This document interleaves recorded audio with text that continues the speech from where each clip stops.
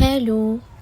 অনেকেই গিয়ে দেখা যায় কি নিউবর্ন বেবি বা ৬ মাসের বেবিদের নিয়ে ট্রাভেল করতে যাচ্ছেন বিমানে। কিন্তু বুঝতেছেন না কি করে করবেন। অনেক সময় দেখা যায় একা থাকেন বা অনেক সময় হাসব্যান্ড ওয়াইফ ২ জনই থাকেন। তারপর খুবই আনকমফর্ট ফিল হয় এবং আনইজি ফিল হয় যে বাচ্চাকে নিয়ে কি করব। অনেকেই আমরা জানি না বিমানে এরকম একটা বেবি কট দেওয়া হয়। তো যারা গিয়ে জানি না তারা এই ভিডিওটা দেখে জেনে নেন।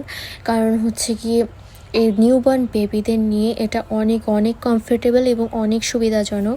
যারা নিউবর্ন নিয়ে রিসেন্ট ট্রাভেল করতে যাচ্ছেন তারা গিয়ে বেবি কট নেবেন, এক্সট্রা একটু পে করতে হয় এবং যদি আপনি বিজনেস ক্লাসে যান তাহলে গিয়ে আরও বেশি সুযোগ সুবিধা পাবেন।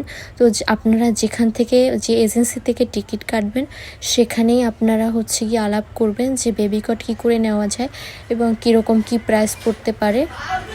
তো আপনারা এইভাবে একটা সুন্দর বেবি কট নিয়ে ইজিলি বাচ্চাকে শুইয়ে বসিয়ে আনতে পারবেন। তো এটা আপনাদের জন্য অনেক ইজি হবে।